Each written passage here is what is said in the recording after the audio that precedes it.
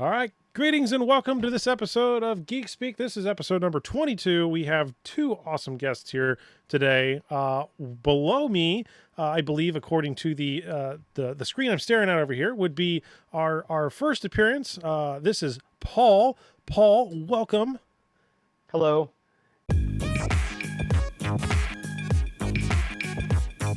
And then to my opposite corner, I don't know which direction because honestly, every time I say it, it's wrong, is Alex. Hi, guys. How we all doing here? Today, we get to chat about all things. Like, it sounds like, Paul, you were just over in the, coolest place in the world that I've never been, but like, you got to see Worlds. Like, how was that? I did. Dude, it was sick. So, I kind of did the whole experience, if you will. I went in and I got into Tokyo. I did about 5 days, 6 days in Tokyo. Went around exploring things in Tokyo, some TCG related stuff, some not TCG related stuff. And then I took the Shinkansen from Tokyo Station to Osaka. And then did Fab Worlds and then did an additional day in Osaka exploring downtown, like the Namba area. Visiting PCG Japan, Shohei's stores in Giraffle, seeing his places, as well as some other stuff, and then heading home. It was awesome, man. That sounds like a heck of a lot. How many days was this total? Oh, I think in Japan total, I think it was like 13 days. Yeah, about 2 weeks. Yeah. Okay. Yeah. I mean, when you're there, right? That's kind of how my whole thing is. Like, I genuinely was like, if I ever am going to Japan, it's not just for the 3-4 day event for Flesh and Blood. Like, I'm on vacation. I have to do vacation things there, and then like a weekend I get to play Fab, and then like vacation. I totally agree. I talked to one of my friends as a pro player. Shout out to you. You know who you are. He flew in on Wednesday night, took the train to Worlds, played in Worlds, left on Monday. Oh my god! Oh my gosh! Just that right is in like there. He's like, I'm here for this and nothing else. Breakneck speed. He was savage. He played pretty well, so he was happy. But that's good. Yeah, congrats. I'm like, dude, why not spend a little more time? He's like, oh, well, whatever. Yeah, I mean, sometimes it's people are there and they know why they're there. I mean, I think that's just the whole thing is, when it comes down to, take the game, see the world, there's got to be that see the world aspect. Yeah. And I know you can certainly fit, you're not playing Flesh and Blood, all 24 hours of the days that you're there. So like theoretically, you can go out, get you some good food in the nights and go, hang out in the nightlife. I'm sure several of the players were up extremely late before their big day twos or their top eights or whatever. So, and I'm sure it was just like a fun time overall. It definitely seemed like a lot of energy around the place, and like everything I had seen was everybody was just like, yeah, I'm going to go eat ramen for the 9th time, and I'm so happy about it. And like everybody checking out all the different sites. It seemed like such a fantastic time. It was, man. Like the energy. So like, I went to Pro Tour LA, Nationals, Pro Tour Amsterdam, and Worlds, and I'd say like LA was really good. Amsterdam and Nationals were pretty good, but like the thing about like Amsterdam was like they had like this massive venue. And it wasn't like it was just a little bit too big for the amount of players they had, so at times it felt kind of empty. But like given the size of this venue, I'd say it's slightly smaller than Amsterdam, but they had a lot more people. It felt like it didn't feel overcrowded. It felt just right where you weren't like bumping into everyone every 5 seconds. It felt like, maybe sometimes like when they were doing like the big promo side events, it would be like a big like swarm of like 800 people to get like the IRA packs and stuff like that. And that was a little bit crazy, but it was pretty manageable, and it was good where there was still places to sit. The Midtown Market area was still like juiced with people, tons of Europeans, Japanese buying cards. The prices were not particularly good, so less Americans buying cards. Yeah. But the energy was really, really high, which was great. What do you think a ballpark of the total attendance was? You said 800 swarm. So like, do we think it broke 1,000? Do you have a ballpark by any chance? Oh, there's got to have been 1,000 There's more way more plus, than like 1,000. probably like upwards of like 4,000, I'd imagine, maybe. I don't know numbers. I'd have to ask and see if I can get someone to spill the beans on numbers, but I did hear that this was the largest Flesh and Blood event to date. Mm-hmm. Well, that's awesome. Yeah. Yeah, super great. I'm always jealous whenever anything's happening like that, and that's why like I'm really excited because I'm making it a point to go to Worlds this year, knowing that it's in the States, and so or next year I should say in 2025 is because it's going to be in the States. So if I don't go to any other event throughout the entirety of 2025, I'm definitely going to be going to Worlds. So because it's just great. It's the the conglomeration of everybody in the Flesh and Blood community, and everybody can come together, and people from outside of the States can come visit the States, even though it's nowhere near as cool as anywhere else in the world. But there's, at least the food's good in most places. So at least depending on where the venue is, because I'm not sure as where. As long as it's not in Baltimore, I will definitely go. Like, just please, dear, just don't put it in Baltimore. Yes. No Baltimore, no New Jersey, please. Yeah. No San Jose, please. Yeah. I doubt they would repeat that. But I have my sneaking suspicion and my predictions on where it's going to be. Vegas. Everyone keeps calling Vegas. I think it's going to be Boston. Ooh, interesting. That would be a pretty good place to host Worlds, I think. I think it's not bad. The reason being is Boston is, it sucks if you're coming from the West Coast. Like, I won't lie. Like, if you're coming from like LA area, that kind of stinks. But it's an international airport, right? And there's a decent Japanese population in Boston. So all the carriers like ANA, JAL, they all have direct flights from Tokyo to Boston. So Asian people can get to Boston pretty easily, and then because of its proximity to the East Coast, and it's literally on the East Coast, it's not too bad for Europeans to get to. So to me, that makes a lot of sense.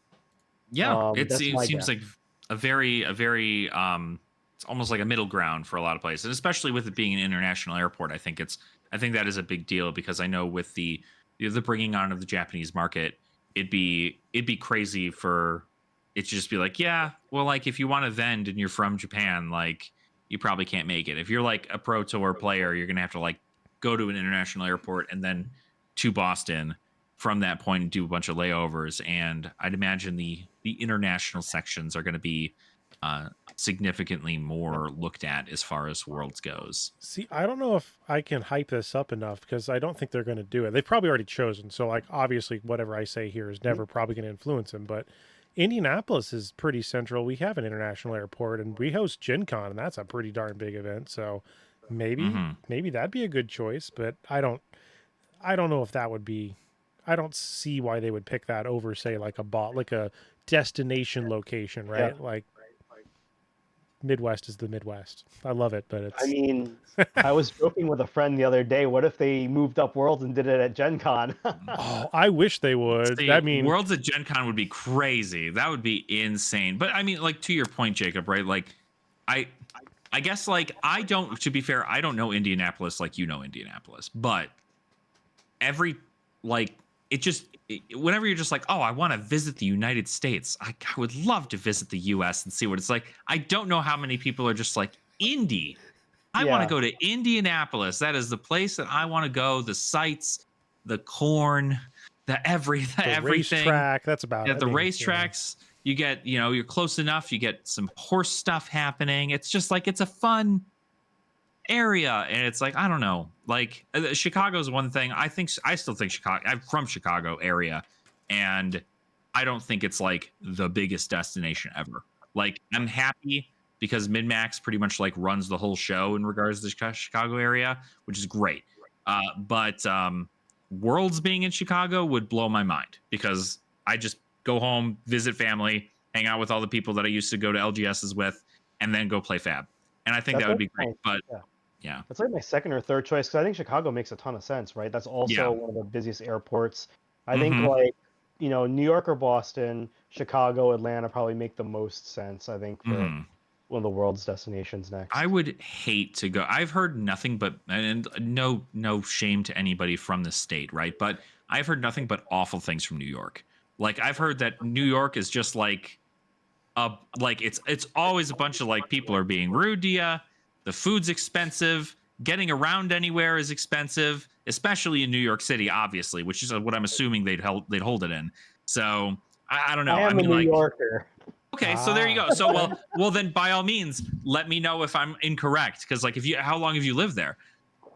Majority of my life, with the exception of 7 years when I lived in Charlotte for work. Gotcha. Okay. And do you share the same sentiment, or is it kind of like you're used to it at this point, right? I'm pretty used to it and Yeah. desensitized to it, but yeah, no, it's New York City has kind of become a crap hole. It's a dirty city. It's Yeah. expensive. Hotels are expensive. Though, like the Jacob Javits Center would be absolutely sick to have a Flesh and Blood Worlds. Yeah, it's great for events. I mean, like holding an event in New York City is, I mean, that is a mecca in which to do that. Because much like Chicago, New York City and Chicago have always had this this back and forth. But like both of these places are big meccas for different food cultures and like overall just things to do, right? Like if you're looking for like nightlife or you're looking to go to an event like a couple of days before the event occurs for Flesh and Blood, like there are things to do as long as you can afford them, but like there are things to do. And New York City is always, that's all over the world. I think most people know where New York City is, and they talk about New York City. And so I feel like it's not like from like an overall marketing sense, it's not a bad place to hold it. But you're right. It's, if it's gotten worse over the years, and like, if everything's way too expensive to go, like will attendance be high enough? And so you got to find that nice middle ground. But I do like the concept of more East Coast stuff, or hold it in Denver. That'd be sick. Well, and there's a lot of time in this game left. I mean, according to what Brian said on one of his multiple podcasts that he hosted himself on, it sounded like they had several years, I think up to like 10, 20, 30 years worth of a roadmap for like lore capabilities and stuff. So, Oh yeah. I mean, just if they're cycling through every 3 years, that's it. That's 10 variety locations at each destination, whether that's in, the US or North America for one, or I guess technically they might even host it in other sections, right? Canada, or when they get South America online, those could be options as well. So I need to get basically the moral of the story is I need to get my passport prepared, because that's something that I need to figure back out so that I can actually begin to think about doing that. Because right now international travel is not something that I'm prepared for. So that's on my to-do list. Now, one question for Paul here is, when you got to experience I guess the World Championship in Osaka, I got to experience it via a screen to see everything coming in from the live stream and photos on, X, which is Twitter now, and Blue Sky, whatever, all those different applications.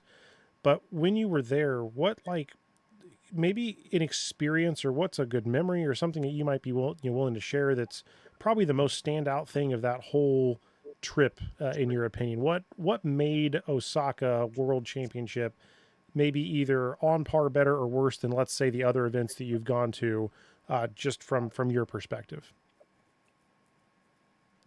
Well, one of the things that there's a couple different things that stand out from both like a personal perspective, as well as a game perspective. I guess I can't really pick one, so I guess I'll kind of go off of some of them. Yeah. So one of the big things that stood out for me is a lot of my friends were there. So I went out drinking and eating and hanging out with all the different people, making memories. Going with my Irish friend, to different bars, and we happened to find an Irish bar, and getting drunk at Irish bar with your Irish friend in Japan, was an example of a good memory, even though that's not like trading card game related at all. Other memories were like when they had the world ceremony, when all the different players came out with all the different flags. One of the things that impressed me the most was like you expect in Japan you're going to see a good amount of Japanese people, and there were a good amount of Japanese people. I wouldn't say by any means or any stretch of the imagination that wasn't was dominated by Japanese, but it also wasn't a whole bunch of people from North America and Europe. And granted, there were a lot of North Americans and Europeans there, but seeing like smaller Southeast Asian countries have pretty big representation, I think was like a big indication of kind of where the game's going in those areas. Especially since those countries, they are not as privileged as us Americans, where they have like super strong passports and they can just show up pretty much in most countries of the world and just get in without having visa and approval. That's a big privilege for Americans, and they Yeah. had to get the tickets. They were probably expensive. Get the visa, get approved for the visa, go through the whole interview process. Then they can come to Japan. So that was really cool to see that. I paired and I played side events. I paired into a ton of Japanese people. That was pretty interesting. Playing, pairing into Japanese players and trying to navigate. Especially against some of the heroes that I don't know as well. Them trying to explain things out and that was just a whole bunch. That was a whole bunch of fun. Were And they then mostly bilingual by any chance, or? The Japanese folks, no. Oh, okay. No. So I was, up paired into like a Japanese player, and he would like say what he's doing, and he knew like numbers. He'd be like, okay, 6. And then I have to like look up, if I didn't know the card, I have to look up the card. I don't know some of the Mistveil cards I didn't know too well. So I had to look some of those up. Since I don't play any of the Mistveil heroes. And that was a fun experience, but it was kind of cool, having those conversations and chatting, and they would try to speak a little bit of English, and build that commonality, and everyone was like super friendly, super accommodating. Draftful was like super, very hands-on customer servicey. I heard there were people who had issues with their packages and registrations and souvenir packages. Pretty much everyone I talked to got taken care of. Like my souvenir package was missing the new anime card, and I just went back and I said, hey, I just picked up my souvenir package. I was missing the new card, and they just grabbed another package and just gave me the new card. Like not a big deal. Like wow, nice. It was really well organized. I think the event just ran really smooth. They had a lot of I think they had put a lot of planning in to like rotate areas so things didn't get overcrowded. And the food at the event, oh man, that was really good too. Yeah. The food was surprisingly good at the event. Okay. They had 2 concession stands, and they had like a shirashi bowl, which was like the mixed vegetables, or not vegetables, seafood, with like the salmons, the tunas, and like something else, and they also had a beef wagyu bowl. Oh my And god! I had that like 3 times. It was like 1,500 yen. It was Oh like my quite good, and it was like gosh! it wasn't like A5, I'm sure. But Right. it was like a pretty high grade beef. It was way better than most random stuff you get in the United States. And it's Right. like 1,500 yen, which is like $11 or Yeah. something like that. So I would just eat that every day. And like, It's this like is a so good. It's like a $25 meal here in the States. Yeah, I had to You start get it for doing 11 bucks up there. That's conversions insane. on the Yeah. ratio of money over there. When I started looking at the package prices when people were offering to sell something, or like, I saw this for sales, and I'm like, okay, how much is 10,000 yen to US dollars? And I kept having to go back and forth, and it's interesting to see those different denominations, especially since I'm just not used to it. So some of those numbers looked really high, and then I was like, oh, when you convert, it's like, oh, that makes a lot more sense. But Yeah, it's not anywhere near the same there. Something I did want to ask though, because I know you did a bunch of side events. I love me some side events. I'm a side events kind of guy. How do you feel they did with timing those side events? And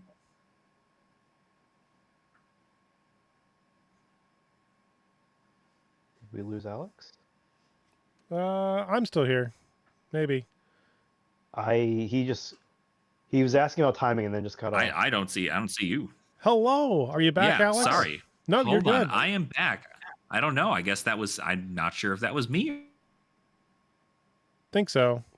was Paul, up again. Hey, yeah, I think timing of the events, of the side events. me and you, Paul, are talking, but I believe his question is about the side events and the timing of the side events. Yes. Like how they. So Like- my personal opinion is they were pretty conservative on timing the side events to make sure that things weren't over indexed. Making sure that things were overcrowded and people weren't like choosing and conflicting against it. I heard that from several people. This is like their really big event in Japan. So I think they played it safe, which I think was good. The only thing I did hear some minor complaints on is James White only had 2 meet and greets. Usually he does 3 at the events he shows up to. And on Sunday, the meet and greet overlapped with the Viserai promo event. And the Viserai promo is second to Ira, probably the hottest of the 3. Yeah. Because Viserai is like really good right now. Do you he's foresee great. him doing more So meet and greets over the course of time, or do you think that that's going to be a very limited window? He's going to continue to do those. I think it's going to be a limited window. I think, when he can make Pro Tours, he's going to make Pro Tours. I would never expect him to show up to a calling or a Nats at this point. And I think, when he can go, he'll do as many as he can.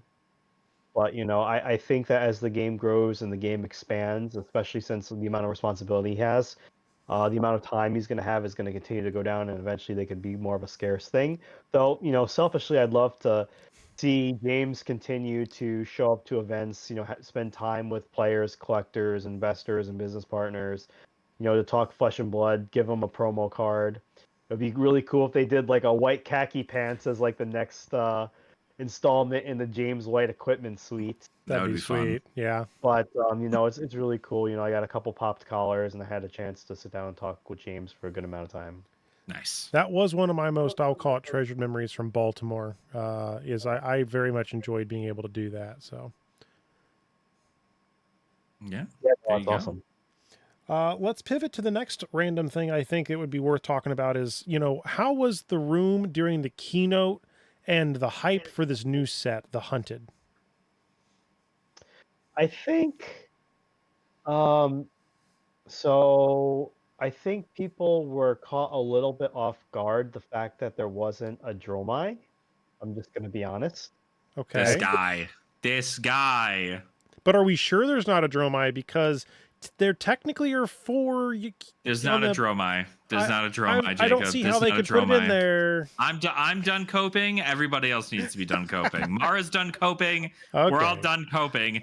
It's not going to be another Dromai. What I'm expecting, though, before we get back to Paul speaking about this, is that I do expect there to be a Marvel Dromai, young and old, a young and adult, in there like they do with Briar and Rosetta. Yeah, and maybe they do, what's Dromai's weapon? Storm of Sandakai? Yeah, maybe they do. Oh, Storm could of you Sandakai. imagine a Marvel Storm of Sandakai? That would be so cool. Yeah, so I could see them doing something like that totally. I think, a lot of the room, when they saw like Draconic, they were like hype, and then it's kind of like they're just like, okay, and then wait for it, and it just didn't come. Yeah. I like how LSS is really trying to bring things together, ideas and concepts. Like, okay, well, Warrior is a class that could use some support. There was like a kind of a Draconic Warrior. I know he's a wizard and a warrior and a royal and Draconic and Emperor, but he never had an adult hero. So I think that was really cool to kind of add that in and just not make it a literal Uprising 2.0 where they just rehash Dromai and they're adding a different flavor to it. I think the room was pretty hype. I was towards the end there. I was standing off the keynote to the left, kind of right near like the Midtown markets, and people were pretty excited. I'd probably say the hype level was a little bit less than Mistveil, but a bit higher than Rosetta.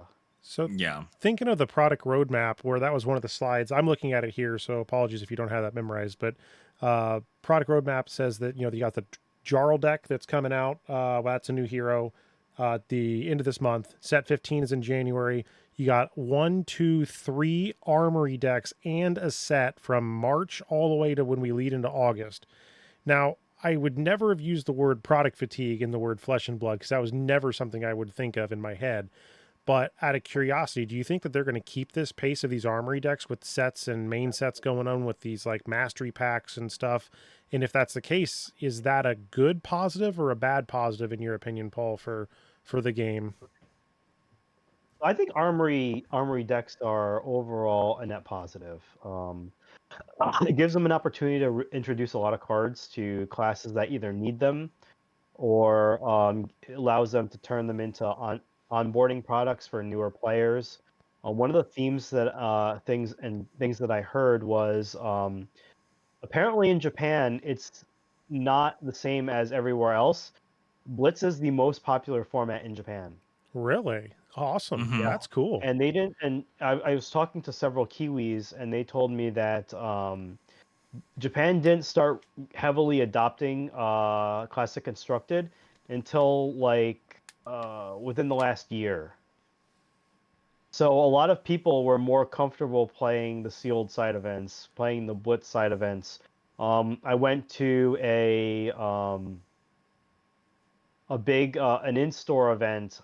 I can't remember whether it was a PTQ London or what exactly it was. I'd have to go back and check, but it was at Tokyo Fab, and it Mhm. was like a 20-person freaking Blitz event, Wow. you know? Is that part of why And you think they went back to saying they're going to focus more on Blitz, do you feel, or revitalize that? Because I know that was something they weren't hugely focused on, they being LSS. it could be, like when you think about the old video from what was that guy? I can't remember where Flesh and Blood is a fighting game. Remember that video? Oh, yeah. Mhm. Yeah, very much. When you think about a fighting game, it's not just one round and then you die. You have to win 2 out of 3. And when you think about Blitz in that perspective, I think it makes more sense, especially if you have a more balanced, less spiky Blitz and you run it as a 2 or 3 where you can just jam 3 quick games, or 2 games if someone wins both of them. I think it could be viable. I would love that. Yeah. I'm not that I don't like CC, but time is precious to me. And like, I'd rather jam 1 or 2 smaller games in a shorter period of time and have the experience and different pieces than one game, especially if I see like the finals and that count your blessing. I'm not picking on that, but just like that drug out for forever. So if that's the experience I'm going to have, I'm going to sit on the sideline for that. Like, that's not Yeah. my cup of tea. Yeah, I mean, if your whole thing is like you want quick, fast games, I mean, I think that's why Blitz exists, right? That's the concept is if you want a quick, spiky turn, or like you pitch stack properly to come in with those big combos, they feel more impactful in something like Blitz because you're already at that threshold where most heroes can kill you. So it's like, are like where are we at as far as that goes? And I think that Blitz getting its upgrades, I think it's great. From what I actually hear, I hear that most of the world, like outside of the States, cares a lot about Blitz. Like I see a lot of people talk about how much they're excited to play Blitz. Places in the UK and in Singapore are playing Commoner at regular basis, and like people enjoy the smaller, quick health formats because it's people have things they got to do, and so like if you're gonna go play the game, you can go hang out. You'll do 3-4 rounds. You're done in what, an hour and a half, 2 hours, if everybody's not playing fatigue, and you're out of there. Like you're done and gone. But if you're playing all these rounds of Classic Constructed, I mean, it is a lot on the brain. I have my very first Pro Quest, I was drained by the end of round like 7. I was like, I can't even think straight anymore. And so it's one of those things where some people enjoy that given, you get a lot more of the ability to do that give and take in Classic Constructed, but I do like what they did with changes in Blitz to allow the Living Legend system to be at 1,000 points now instead of 500, and that way we That was going don't to be the see next thing I was going to lead into, actually, was questions about that. And they're installing more skirmishes, which is great, because outside of the fact of like Living Legend being a format that is now being in skirmishes, I think it's great that this gives more opportunity for Blitz heroes to get those Living Legend points, for people to play Blitz in a slightly competitive sense when they normally wouldn't be able to outside of their armory. And it's, it's the only time you're going to see like a big blitz event outside of a battle hardened that isn't now a living legend battle hardened or a classic constructed battle hardened. So I think it's great. I've obviously I'm a big fan of blitz because I also like clash and I like commoner, and these are all things that kind of tie into that same concept. But it's always great to know that the games go super quick. You get to still have a theme for your hero, and it's honestly so much easier to teach somebody in a blitz game than it is in classic constructed game. Oh yeah, for sure. Mm-hmm. So, Paul, I guess my question for you would be the following. The mystery pack archives, those now I think there's 3 of them. It sounds like there's a Rosetta, a Mistveil, and this new, I guess, Jarl version that's out there. I understand that they tout them as 100% reprints, and right now they're for Japan only. In the future, because these sets are now being printed in the multi-language component, do you feel these are a stopgap to help get those older cards to those players, or do you think that this is going to be a kind of an ancillary product that'll be around long term? And would collectors even look at this in the way distant future as, wow, I remember when you could get that Japanese, fabled in that mystery pack because you could never get that in this. What's your thoughts on that, I guess, out of curiosity? Well, I've got a couple of different thoughts because I've actually thought about this a decent amount.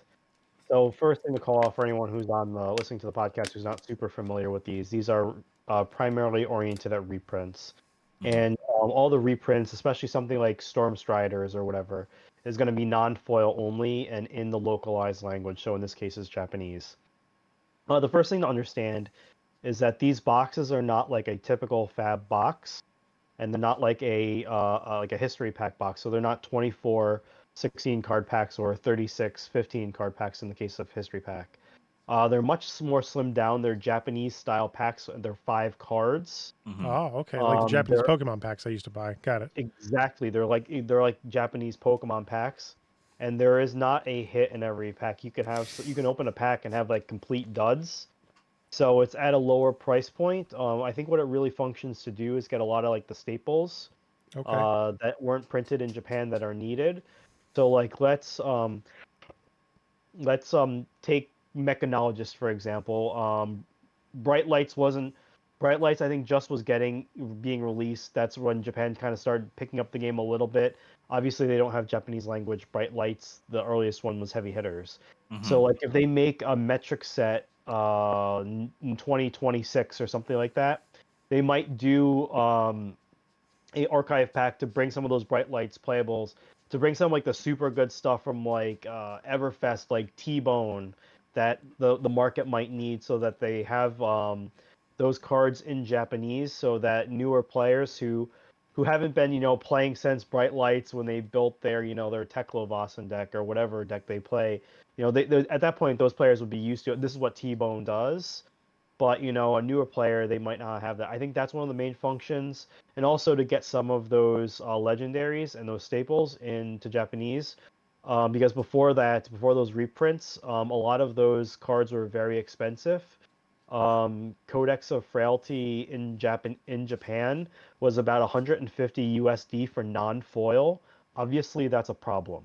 That's a lot of money for a 3 of in a deck.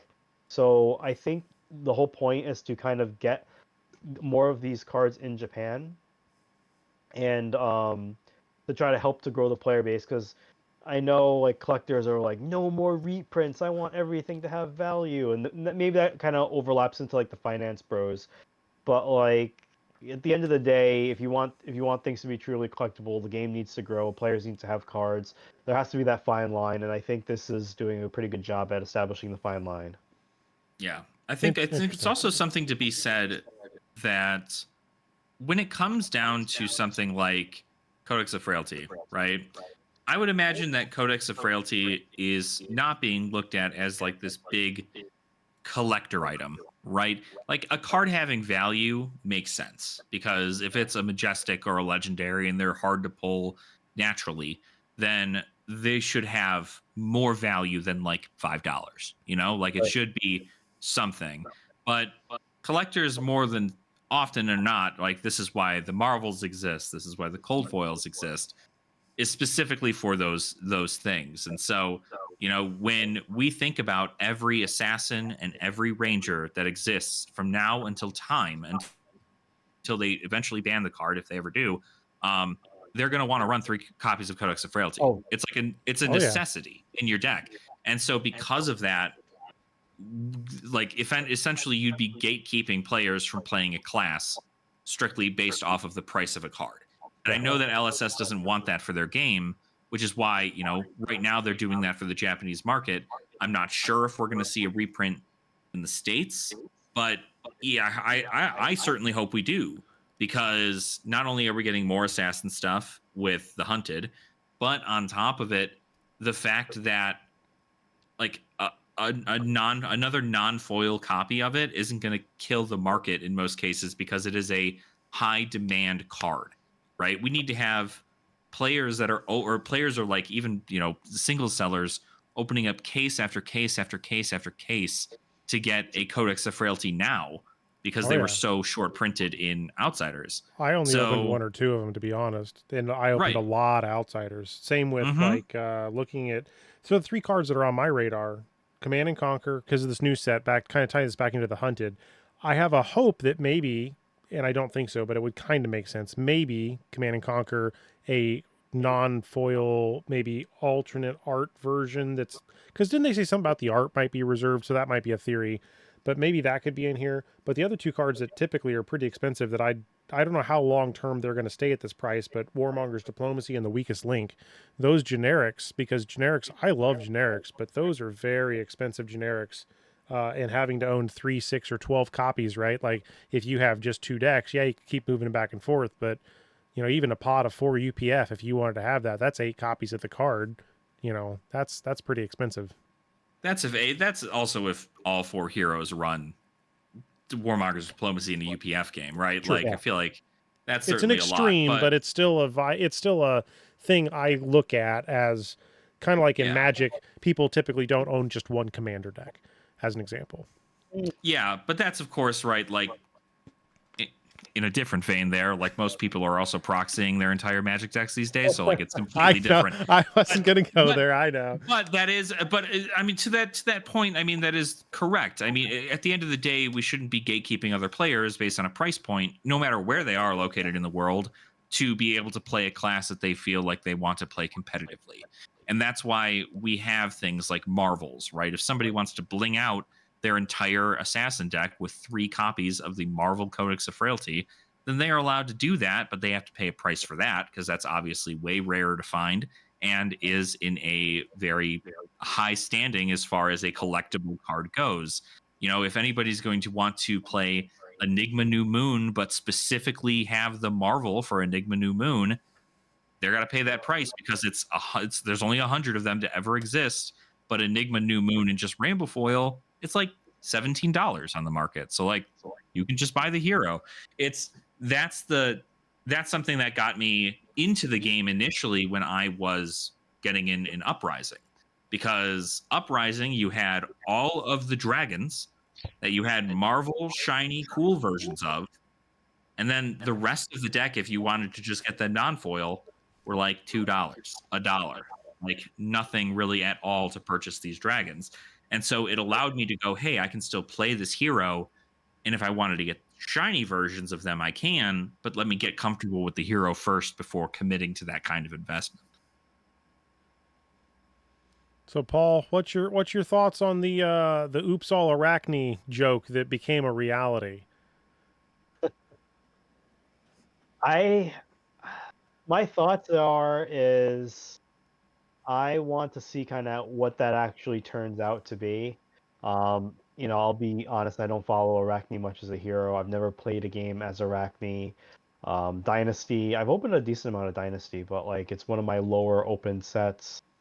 So I really don't follow Assassin much, but I'm interested to see what they bring into the game, how they support Arachne, and how he's going to interact with the old cards as well as the new cards. Whether he's talented, I think people were talking about like a chaos talent or something of that. Yep. It does appear that Mhm. there's at least one with a chaos talent, so that's technically a new talent that doesn't seem to be part of the 6 Marvel set that was revealed that seemingly have spider names. Yeah, so I want to see whether that's like how that works and whether these are kind of function as like demi heroes, a la Vaya or Teklovasan, or like kind of how that plays out. Some kind of I guess my opinion is I don't really have an opinion. I'm reserving my judgment to see as we get more information, see what gets spoiled, see how the hero works. Waiting for more information, but I look, if people want Arachne and are looking for that, I'm excited for them. I know Brian Gottlieb is a large Arachne enthusiast, so I'm sure he put his heart and soul into designing some of these cards, or play testing and making sure everything's as intended with his personal favorite. So I'm interested to see how the set plays out. Yeah, we'll see. We'll see if that if he ends up taking a if Arachne ends up hitting the meta the second that drops, if everybody's gonna go, Brian, you did it again. You just wanted Codex of Frailty to work in a different deck. That's crazy. I like the Long Whisker loyalty card because I think it shows Typanis on there, and I'm a real sucker for that character. So I'm hoping that maybe we see an adult version of him one of these days, or somehow in this. It won't be in here because the class doesn't match up, but he's on that card, which gives me hope, like they did with Jarl.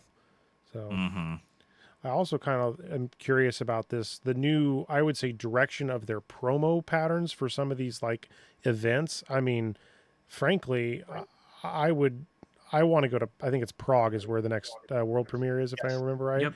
The packages that they have there, while they do look like they cost more, the promos that you're getting just seem like they are one notch above what, as an example, was at the Rosetta release here in Florida, here in the U.S.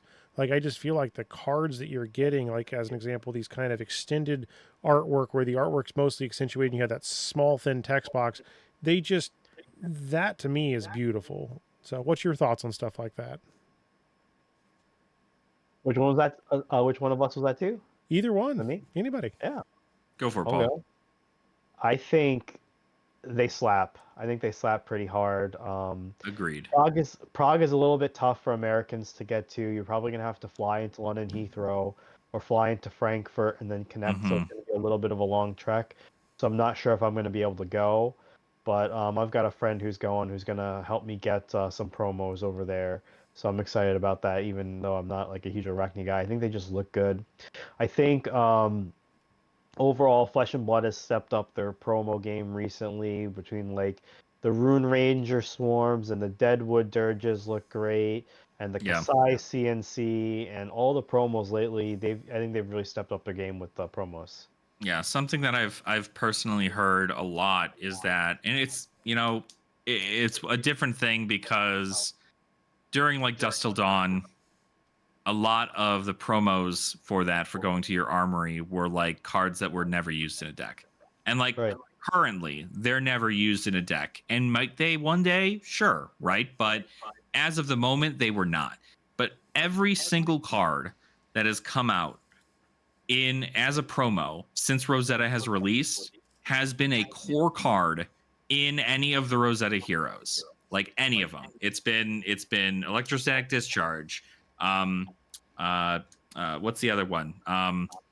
Carapace, Rootbound Carapace. Oh yeah. Yep. And I think they doing another lightning one. Flittering Charge now. I can't remember what the other one is, but they've got that all down, and those are cards that are core commons and rares that you'll find within the main deck of any of these heroes, and they're effective cards. And so I think that's also, in a sense, from what I've seen, bringing a lot more people back to their armories if they want to get these promos, because just getting a couple reds, you're able to bling out your deck in a level that makes it looks absolutely gorgeous. But it's great because that was something that I have heard a lot, is that people were like, oh well, if I go 2-1 and I get a pack, I get some packs and like a promo, and the promo I can't even use, and it's not even like a good card in my deck, then they don't feel that great about going, which is kind of just like a very elitist, weird way to look at it personally. But I'm happy that we're getting a bump in quality for the promos that we have. Absolutely. I mean, I think anything that LSS can do to promote getting people to go to their armory.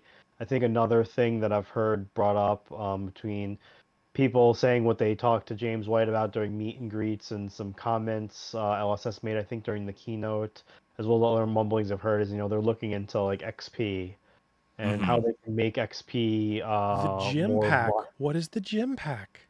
Exactly. What is the gem pack? I guess we're gonna have to find out. Yeah. It would be lovely to do something where like you can gain XP and you can redeem XP for something like a gem pack and get LSS to send you a gem pack just for going out and grinding events. Heck Mm-hmm. yeah. And doing something at like for example, I don't know if this is a problem in your area, but this is a problem I've seen in other areas as well as my current areas. Mm-hmm. Players are budget focused a lot of times because you have to spend a lot of money to get a good deck to play CC or to play Blitz, Mm-hmm. and a lot of times they invest into that deck, especially Florian is like a crazy expensive deck right now because requires so many cards. If you Uh-huh. spend like 4 figures on a Florian deck, guess what? You want to play the freaking Florian deck. So the question to me is like, how do you get players to want to play sealed and stores to fire sealed so stores can move sealed products after that initial, they get their buy a box promos and everyone's ripping a box here or there to get like the bulk and to get rares, is maybe be able to do like an XP modifier if the store hosts sealed events so that they can get more XP, and then the XP can be turned into something so there's a little bit of back end reward and incentive to churn product at the local level. See, I Mm-hmm. miss the social play kit. There was something that came out for the Bard. I think only one store in my geographic region got one, and I don't remember if I know I didn't get to participate, but I don't think a lot of people even cared. I don't want to speak on behalf of the people in my Discord server locally, but I know that there is a kind of a non positive direction toward UPF as an example. There's not a lot of people that seem to care much about that format, at least locally. So that's one of those things where I am drawn toward that personally, and I would love to see that at stores more. But I think that you're right. If they had events that were drafts that gave XP or help the store sell products, but then also let me get one of those gym packs, right, that may have a 1 in 100 chance of something super interesting that is very rare, exclusive to those, would be pretty sweet, right? Like that'd be a reason I would start trying to go to more events. Even if I had to drive 30-40 minutes, that would be an extra incentive on top of me not wanting to drive that 30-40 minutes to go to that place. Yeah, I think it really is something that, when I was really surprised because, a lot of players, especially every place I've lived, has always had an incredibly competitive Flesh and Blood scene, which is amazing, right? Like Illinois, I was going to min-max games. I was out in that general area. I mean, you had a lot of people from Team Ascent. And then I moved to Colorado, where the rest of Team Ascent lives.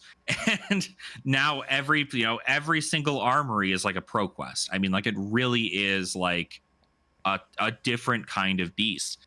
And when people are excited to do testing and to test, check that stuff out, it is, especially when it's really close to like a big event, they tend to work out pretty well. I mean, like there's good attendance and stuff like that. But if it's in a lull, there's not really anything going on.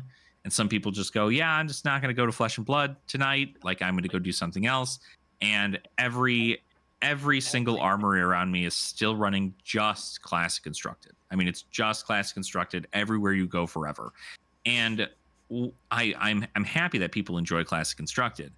But I do think that there needs to be some kind of incentive to just do a sealed event, right? To do draft, because if even draft alone, I mean, like I think every competitive player knows by now that draft is incredibly important to the overall like mindset you're going to need to be in when you're going to a pro tour or a nationals or the world championship. You have to know how to draft. Like you have to have a general idea about how to do it.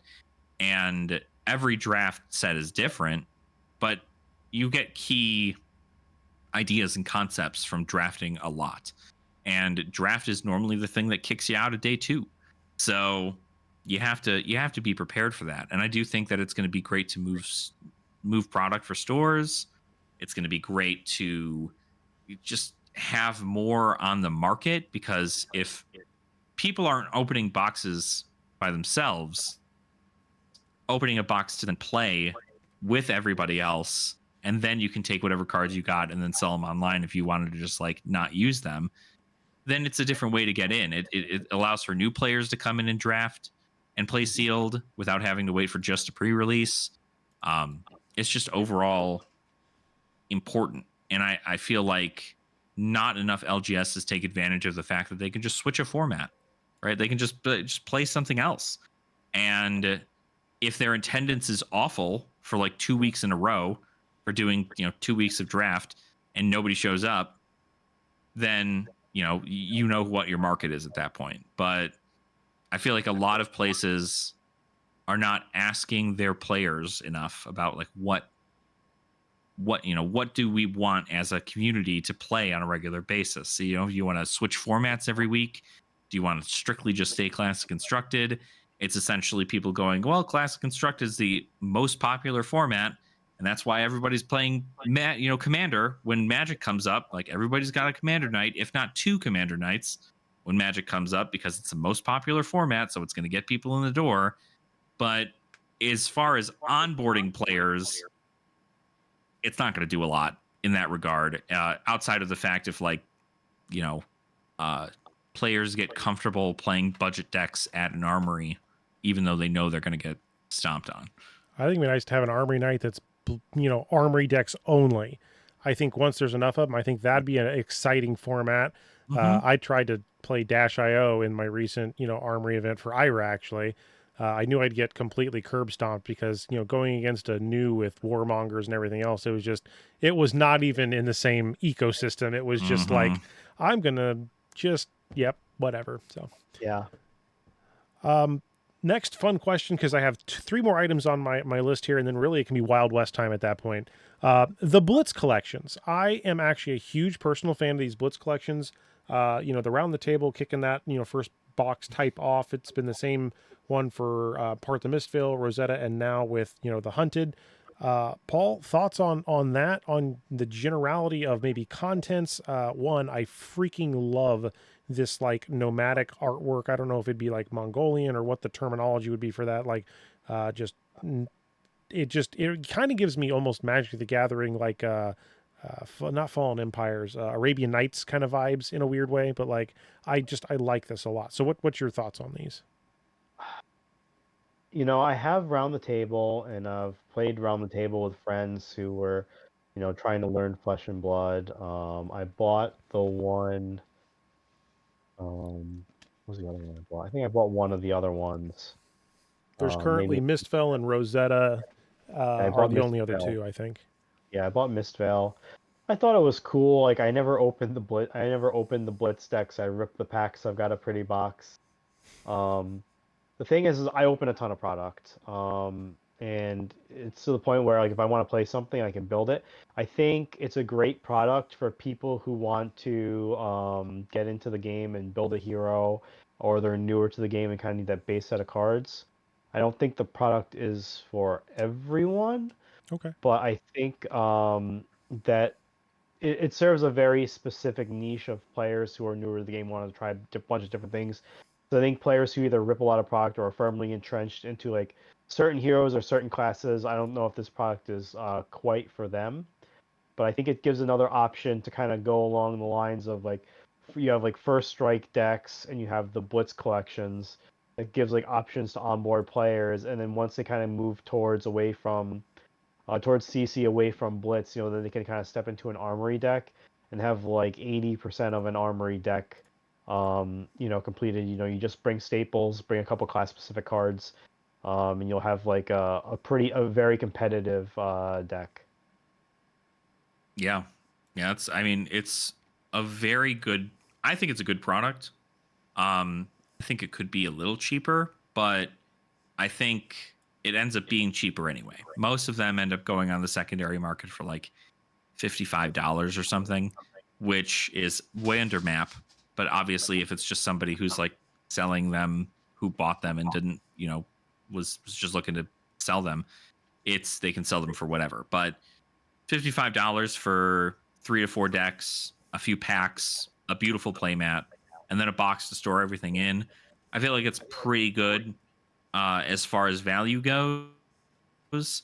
And I've always enjoyed the Blitz decks just because the Blitz decks have a theme to them still, without them needing the other cards that exist within Flesh and Blood. They're not like, yeah, here's your Blitz deck, but it's only got cards from Part the Mistveil. But if you want to get any of the other cards, you're going to want to look at sets from like Dynasty or Crucible of War and just kind of check those out. And at least like from a right out of the box experience, the Blitz decks do exactly what they should do. And I do wish that the Blitz decks were able to still be sold separately, because then you could just spend like $12 on like, oh, that hero looks cool, I want to buy that one, instead of having to be like, oh, I only wanted one, but I have to buy all 3 and then the box and then everything else. But I appreciate the fact it comes with a playmat. I appreciate the fact that it comes with packs, even though like, it should at least equal the amount of decks you're getting. But I think it's great. I think it's a great product. Excellent. All right, moving on to the next fun thing. Smash Palace. What in the world, when that was said, especially the fact that, now the Guardian pack got moved. So that kind of, because the other thing about the Guardian Mastery Pack that we didn't really talk about is there is a new adult hero that was technically spoiled on the side of the box. Nobody really kind of did much with that. But that's supposedly coming. But what is Smash Palace? Any ideas? Any thoughts? Any theories?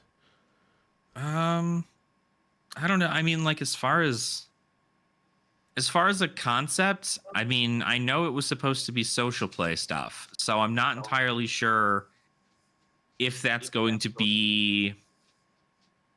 I can't even think of like good like naming conventions as to like why it would be called Smash Palace. Like is it going to be like the only thing I'm thinking in my mind, and I'm sure Jacob, you're thinking the same thing, is that it's some form of PvE, right? But it is. I think it is something that hopefully will do enough to push the boundary of social play, because UPF couldn't do it. Commoner's not doing it. Draft isn't doing it. Sealed isn't doing it. Even the crack, shuffle, and play from Bright Lights wasn't doing it. So, like, something needs to be that casual play, but it also needs to be sellable at the same level that Classic Constructed is.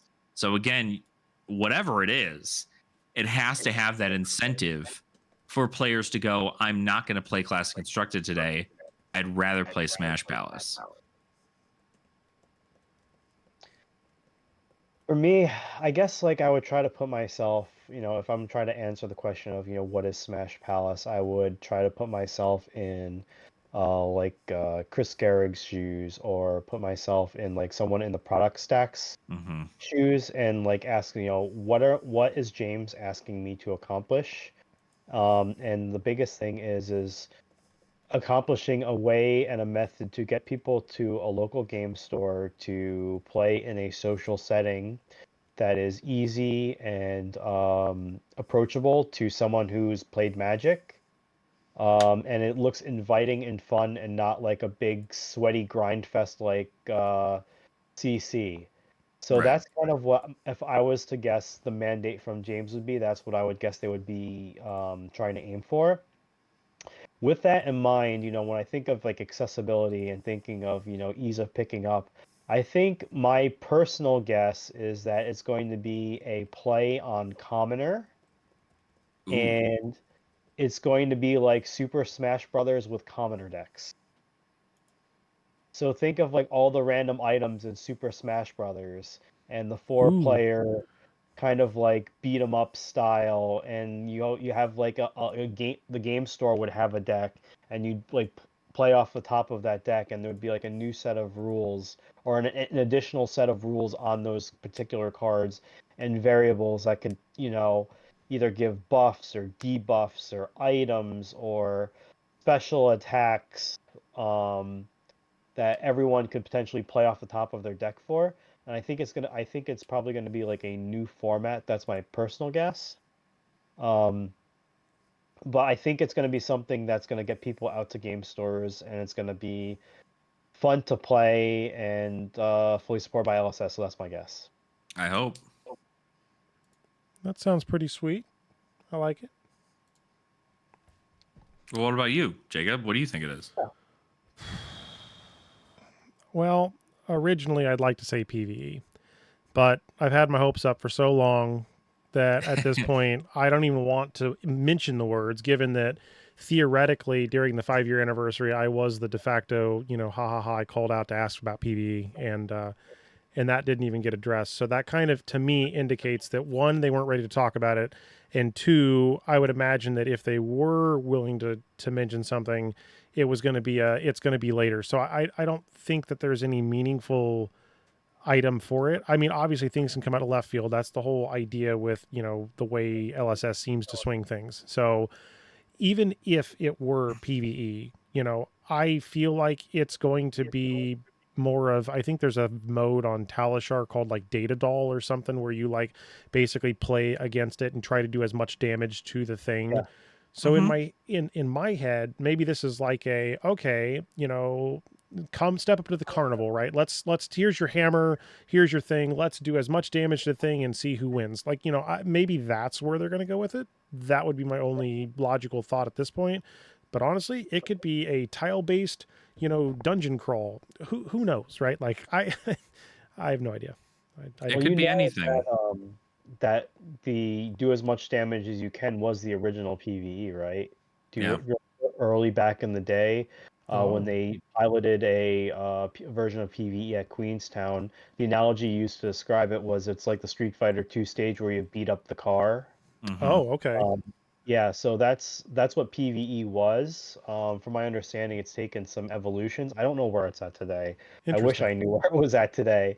But, I think that's it's something that they could do that would be pretty low-hanging fruit. But like, I think LSS knows that if they're gonna launch PvE, they have to do it right. I mean, it's been so long since PvE was brought up.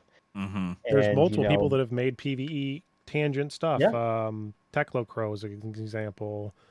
Fab PvE engine. I mean, there are individuals that have made fairly decent, robust systems around this. Yeah, I think they have. If they're going to do it, they have to do it right. It has to be fully supported by the game stores. I think it has to be fully adopted, and it can't just roll out half baked. Otherwise, it'll just be a big flop. So I think LSS knows that, and they know that they've got like one shot to get it right. Right. I think they'd rather put out something like Smash Palace, and this is part of the reason why I don't think Smash Palace is PvE. Mm-hmm. Is that they know that they need to get PvE right. But hey, for all we know, Smash Palace could be the first PvE campaign. And right. Smash Palace could just be the name of the location. I don't know. Yeah, it could be. I mean, there's several things it could be, and I think really, I mean, again, just reiterating, I guess what I said just earlier. It's like we need to, in the sense of bringing casual players and inviting new players into a less hardcore, environment. What could LSS create that is going to overshadow or share the same space as Classic Constructed? It's pioneer format, the thing that everybody, eventually the goal is get into Flesh and Blood, fuck around for like a little bit here, and then play Classic Constructed. Like that's where the levels are, right? Some people stay here, and that's fine. But most people end up here. Most people end up in Classic Constructed because they see people winning hundreds of thousands of dollars or tens of thousands of dollars. They see people getting cool promos. You're winning at your armories, and everybody's playing Classic Constructed. It's the most not respected. It's the most supported format in Flesh and Blood. And so what game mode at all could you possibly make to say, hey, Classic Constructed players, take a break, right? Just hang out, vibe, and play something that includes all your favorite heroes, but is just slightly less competitive and more on that casual scene. Because, like, I don't expect it's only been 5 years. Flesh and Blood's only been out for 5 years. I don't expect them to stop doing like 98% of their function is making stuff competitive. Like, competitive is what they do, and it's what they want from their game. But that other 2%, I personally feel, is up to the community to create. And that's where a lot of that comes in. Like, Crack Shuffle and Play came out in bright lights, but like I was the only one who played it. Like, so a couple people I knew enjoyed played the crap out of that. Like, it was, and that's the thing. Only a slight amount of people were just like, yeah, this is cool. And so when I saw they were bringing it back with Mastery Pack Guardian, I was like, okay, like there's hope for this. It must have done better than it did previously because they're bringing it back and they're making an entire product line for it. But it is, again, what is going to be that format? Like, what is Smash Palace going to bring to Flesh and Blood to where it's going to go, hey, we can share the space, right? Classic Constructed players over here, come hang out in Smash Palace every now and again. Smash Palace players, you can hang out here, or if you ever want to get competitive, you end up getting a raise at work and you're able to buy Find Out Spring Tunic, you get on over here to Classic Constructed. So it's I don't know, it's an interesting puzzle from like a marketing standpoint as to what they could create, right? Kind of leads into the future. That's really my last, bullet point that I had on here was what could the future really hold for Flesh and Blood? Paul, what kind of things would you maybe think, if you could make suggestions, if they were heard, what would you like to see?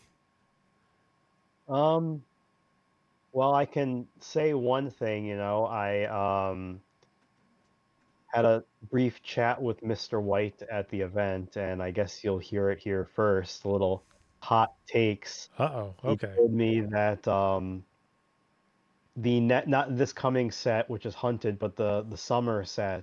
He told me that there's a lot for collectors to be really excited about in the next set.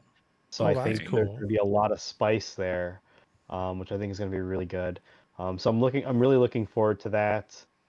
Seeing some different ways that LSS can really kind of rejuvenate the collector market again, and kind of get people, who want to bling out the players who are now deeply entrenched into the game, who want to bling out their decks.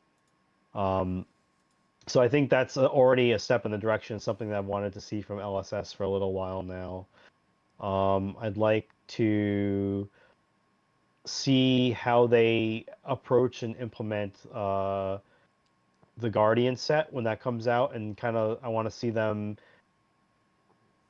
see how that goes, and then figure out ways on how they can further refine that, because I'm sure that it's going to be good, but I'm sure they're probably going to have lessons learned on that, and how they're going to fit that into the product release cycle. Because Alex, I think you were mentioning before, you get the mastery set, you have the armory decks, you have the 3 core draftable sets.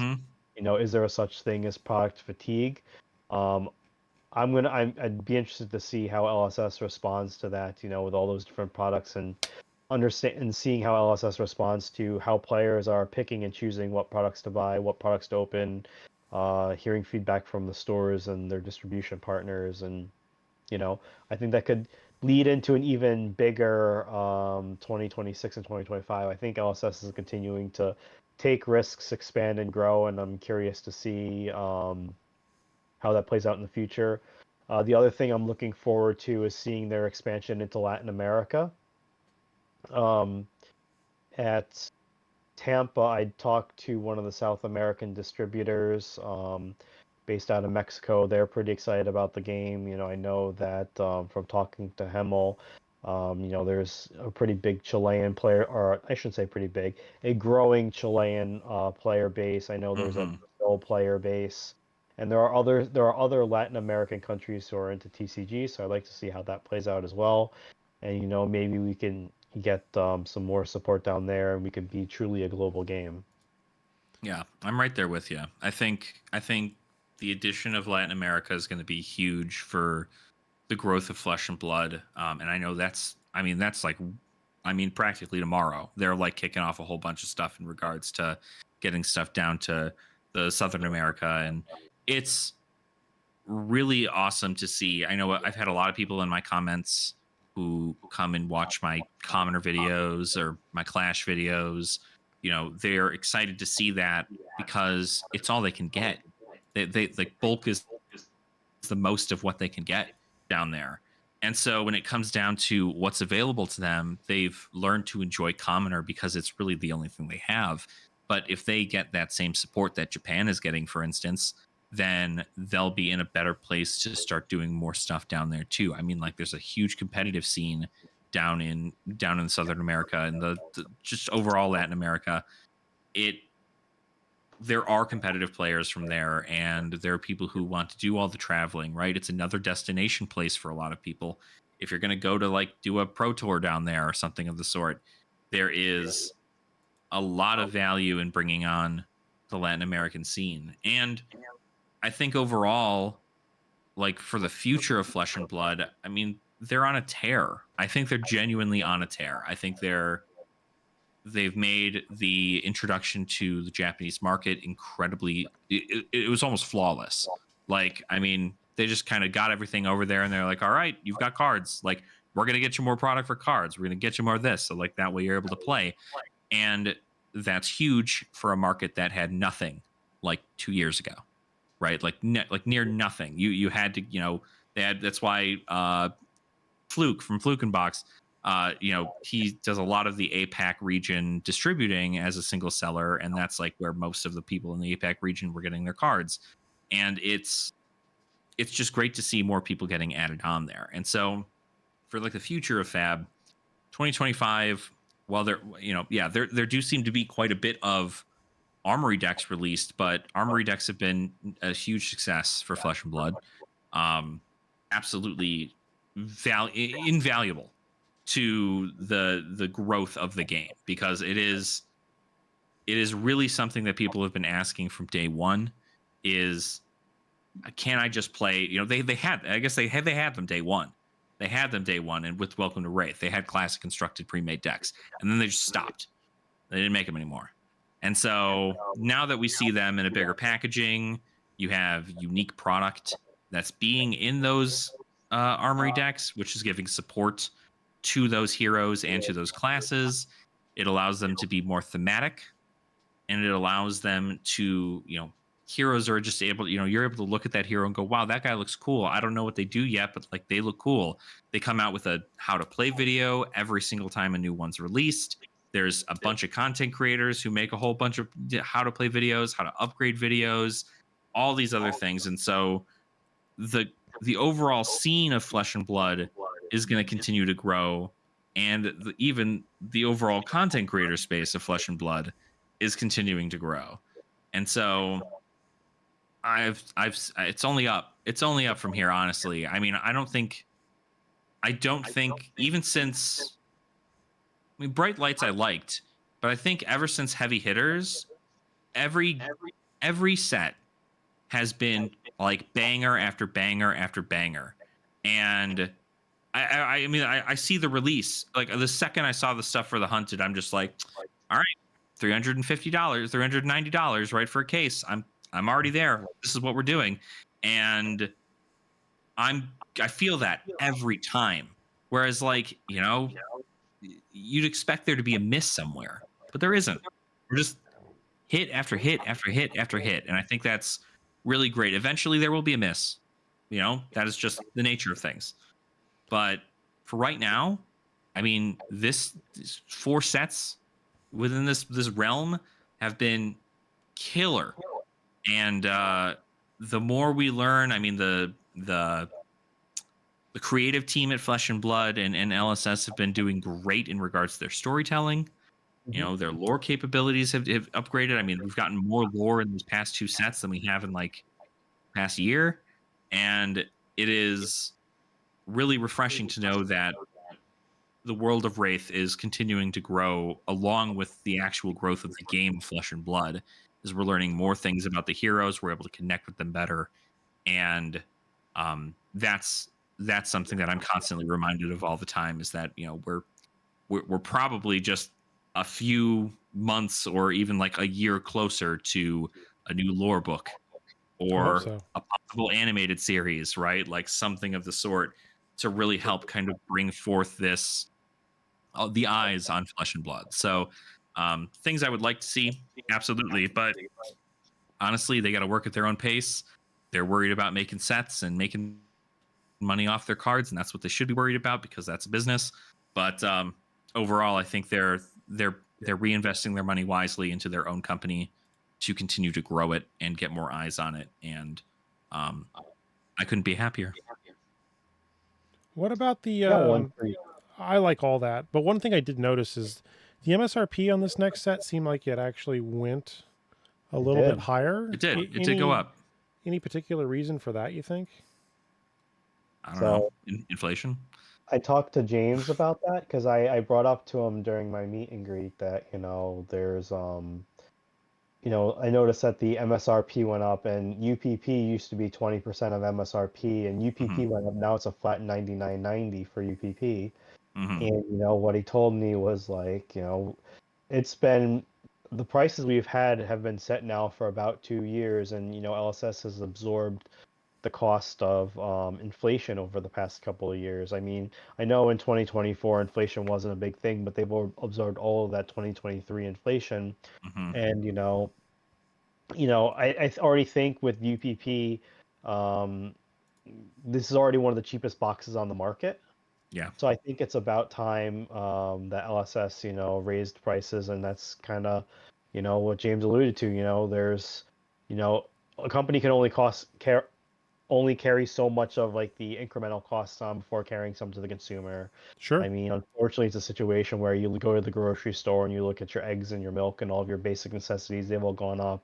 MSRP was just reintroduced on Magic the Gathering. I'm I Yeah. not sure saw if that. you guys Yeah. have saw that, and now people are like, "Oh my God, collector packs MSRP are like $20 a pack," and they're like, Mhm. "You're just figuring this out now," or maybe it was $30. I don't know the exact numbers, but I think considering the amount of juice that you can pull in the packs, the amount of playables, I know that Flesh and Blood products can be pretty spiky, but I think it's one of those things where it's necessary for the business so that Flesh and Blood can keep gaining revenue. Their distribution partners will still keep supporting the product, and they can keep investing into things like organized play, upgrading Gem. There's been a lot of upgrades to Gem. Hiring people. Flesh and Blood has over 70 employees now, so Wow. I think they need to continue to grow, and they can't just keep absorbing costs from the external stuff as to grow. Yeah. That's pretty much that's the nature of business. I mean, quite literally, where I work, we're doing the exact same thing. Where, we gave out a whole bunch of really awesome deals in the beginning of our life, and then they became a successful business. And they were like, all right, now that people want us, we need to start actually selling at the rate in which it is going to like make sense, and it's at the end of the day, when you look at before UPP, where you had map, and then like even like further on, most players aren't buying boxes at an extreme rate. They buy one, maybe two cases in the beginning, and then they might never open another one. But distributors can utilize that to go, hey, like single sellers or LGSs, don't hold these boxes. Don't just hold on to them. Crack them open. What will happen to Sell old the singles. boxes? That is something that I'm kind of curious about. Outside of I'm going to call it the true first edition whack type stuff that is, I would say, fairly rare. But like looking at Monarch and Tails, obviously we learned a little bit, reverse polarity there on the Mm-hmm. unlimited being harder to find than that. But as these sets, even looking back at like bright lights or heavy hitters that exist in the ecosystem, do you think that those in 5-10 years are going to be sought after, or will all those cards have just been intermixed and sporadically put into other sets? Well, It I depends. I think a lot of what it comes down to. Oh, I lost myself. There we go. I'm back. Sorry. Go ahead. Go ahead, Paul. All right, so I guess, well, what I'd say is like, in terms of like the collector market as well as like the singles meta as a whole, Fab's very utility driven, and I think it's a lot of it's going to boil down to whether those cards are in the meta or not, or whether, and if they're not in the main CC meta, is there something, another format, whether it's Smash Palace, gosh, don't in PvE, another form of fan created format, something else out there that's going to drive the usability of these cards. I think that's going to be the important factor, because like when you look at Rosetta, yes, there are some Tails cards that received play from these heroes, but there are also many cards that were good cards that did not necessarily see play. Mm-hmm. And will those cards have some form of play and utility? And I kind of think back to Magic the Gathering, and kind of how Magic the Gathering was for a very long time utility based. A lot of people forget that in the early 2000s and the mid 2000s, leading up to and after the GFC, a lot of those Four Horsemen set stuff was like really cheap. Yep. I remember buying like a Tawnos' coffin from Antiquities for a commander deck and paying $20 for a minty copy from Stars Games. That is not a $20 card anymore. Nope. I remember buying revised duels for sub $100, and these are not like plateaus. These are ones with blue in them. Oh gosh, Um, yeah, wow. yeah. So like a lot of people forget that a lot of these cards were like cheap, especially before EDH or Commander really took off. Um, so it remains to be seen. I think there's some headwinds with Monarch Tales and Everfest given the print run numbers. I think that when you look at the sets after that, Dynasty forward, I think you're going to see that Fab normalize their print runs, and I think those actually have a chance of going up first before Monarch does, unless we see like Monarch 3 make some of the Monarch 1 cards go absolutely stonks into the moon, or like little outlier scenarios like that. Um, but yeah, that's the only way I see forward on Mon, Tails, and Everfest. Yeah. I think that overall it really is down to the utility of it, right? I mean, you take a look, even when people were like, yeah, Monarch and Tails are, overprinted and they're the most overprinted set ever, and you're going to be able to find like millions of these legendaries all over the place. Like Phantasmal Footsteps never really changed price, even at Rainbow Foil. You have Spellbound Creepers, hasn't really changed price. New Horizons, it changed a little bit, but like Yeah. New Horizons is still pretty good now. Like those legendaries kept really, really well in the market, and now we know further about their true print runs. It is something to think about, but I think really the big concept is that because Flesh and Blood is not a rotating game format and it's going to stay in this method, if none of these legendary equipment pieces are tied to a hero or hit living legend when a hero does. Right. So unless that card gets banned for whatever reason, in most cases those cards will have a use next year, the year after, maybe the year after, and so they'll have that. And what's most important is the fact that alternate arts and cold foils are specific to the set.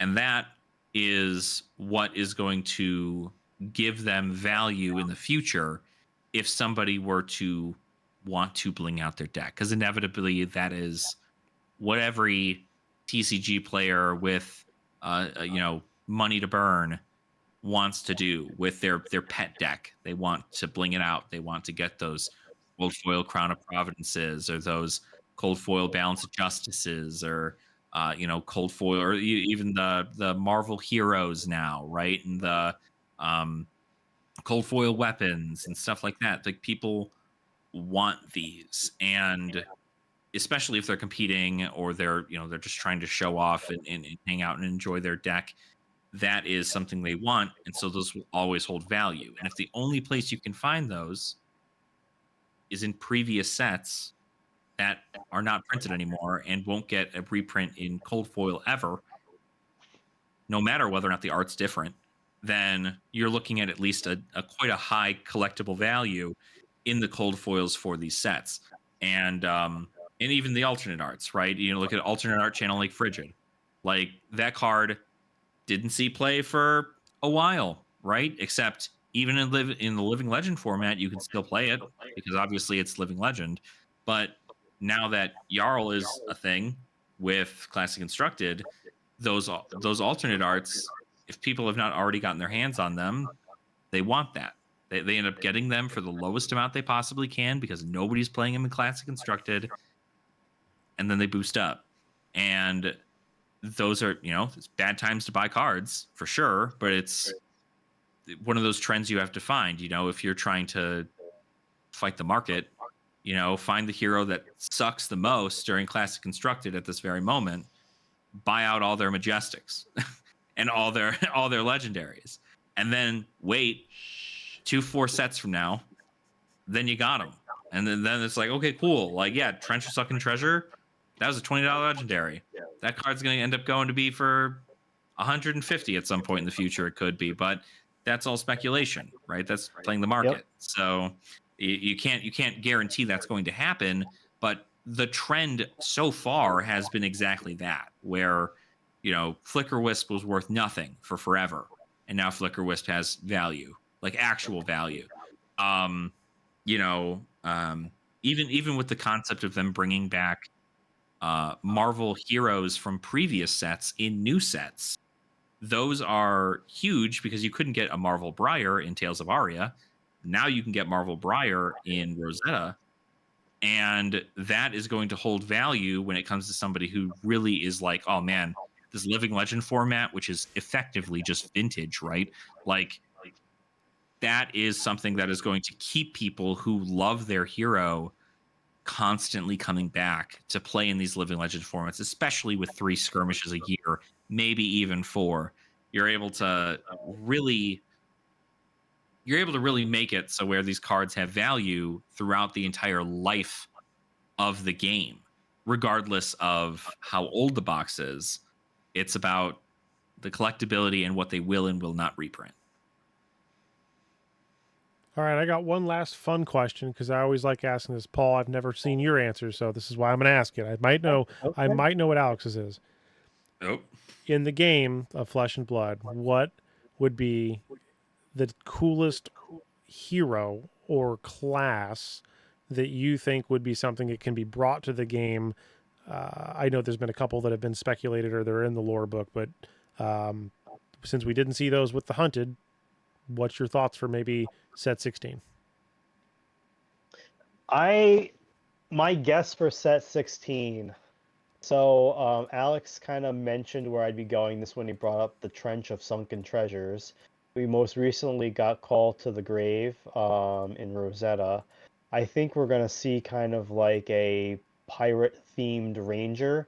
Think like Gangplank from League of Legends or something of that nature, because we have Acilio, who is essentially Xerath from League of Legends, and you know he would wear the trench for his arcane barrier, and you know maybe he's got a little bit of necromancer type themes. Maybe that could be the set that introduces the necromancer. I don't know, but I'm thinking that's where you know we could be going for that next set in the middle of the year after the Hunted. And you know, I think, you know, if they're going to be making a big collectability push in that set, I think that set would make a lot of sense, you know, because it's kind of might have a little bit of Pirates of the Caribbean theme in there. You know, that's a really popular IP. I know it's not going to be directly like that, but you know, I think it'd get a lot of people into the game, get a lot of eyes. You know, people opening boxes, getting something really cool, and freaking out in their local game store, and all the magic and all the numbskull, mindless Magic player goes, "Huh? What is that?" And you know, maybe they walk over and check it out. Yeah.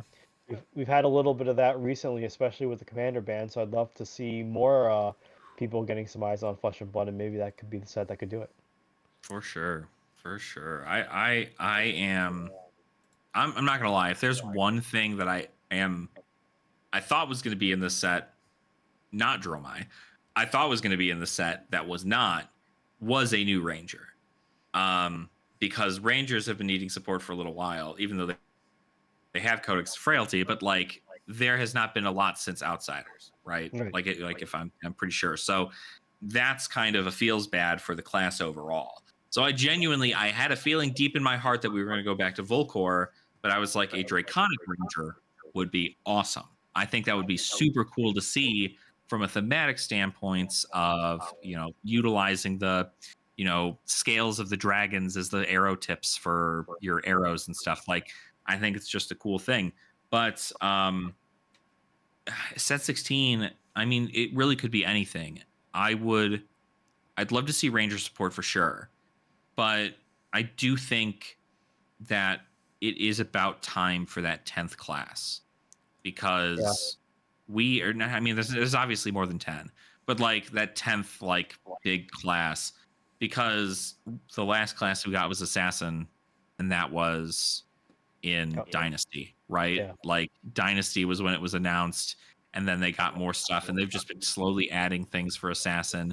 And Mystic being a new talent was really cool, and obviously we're getting a new talent with the Hunted, but I feel like a new class would help just kind of tie things over. I'm not sure that any of these classes that we have currently need like a direct answer per se, but I do think that something along the lines of like a graveyard manipulation hero would be really good, especially when you think about, a lot of this graveyard manipulation being important to stop certain decks that care about certain amounts of cards in the graveyard. So yeah, I think it'd be it. I mean, sky's the limit, but Ranger support preferably, and then if you can sneak Dromai in there, that'd be rad. Sneaking Dromai in there, I'd be a happy camper for sure. I mean, I won't go into the whole topic of the conversation. That's actually something, Alex, I think we're going to try to talk with a future guest. As a spoiler, I think we're going to be able to get Mr. Dice Commando himself on here. So that'll be kind of interesting, about heroes, numbers of heroes in the game, things like that. My cat's saying hi, by the way. If I looked at the lore book, though, we still haven't seen Alchemist. We have a Bard, and we have Adjudicator. I think that'd be a ridiculously weird set, but it would also be or Merchant, right? We kind of have Merchant, but like some combination of that would be kind of interesting, I think. Yeah. I mean, it'd be highly collectible-ish. Sky's the limit, it could be anything. You could have your first super competitive Bard or your super competitive Merchant, it could happen, and that could be a fun, like, what are the side characters doing in Flesh and Blood set, right? But I don't know. I mean, they seem to be tying pretty deep into the storyline. I know just because their creative team has gotten really big, back in the saddle effectively, and so I expect to see a lot more thematic sets. But a break from that every now and again is fine, as long as it's draftable, because that's the whole concept. It's got to be draftable. So. Makes perfect sense. Well, I think that's pretty much everything. So I guess I will end with final comments and thoughts. So, Alex, I'll probably have you go first. So anything you want to add as far as a episode ender? Let's see. Thank you guys for watching. I mean, it's certainly been appreciative. Paul, we're happy to have you on here. It's been an absolute blast. And I think overall, if you're looking to get into Flesh and Blood, there are so many different options for you to get into. Go to your local game store. If they don't play Flesh and Blood, find a local game store that does. Get access to their Discord. Hop in there, talk with people, and just learn how to play the game through that. You can also play through Talishar. There are several online communities as well. And if you're looking for guides or anything, Ashen Wings TCG is where I'm located. That's on YouTube. I create a whole bunch of guides for new players who are looking to get in on a budget and kind of really start their Flesh and Blood journey. So I'm always willing to help out anybody. I mean, like, I think I spend more time teaching people how to play Flesh and Blood than like playing Flesh and Blood for myself. So I just love getting new people into the game and getting them acclimated and it's just been great. So remember to always have fun in the flesh and blood. That's all I got. Paul, what about you? Where can people Right find on. you? People can find me on TCG Player under Transient TCG, Discord, as well as Twitter. Not very active on Twitter, but mainly you can find me on Discord as well as Facebook. Overall, I think this year has been a phenomenal year for Flesh and Blood. I think that this has definitely been the best year of 2.0 Flesh and Blood, and you might be able to argue that this has been one of the strongest years overall for the game. Mm-hmm.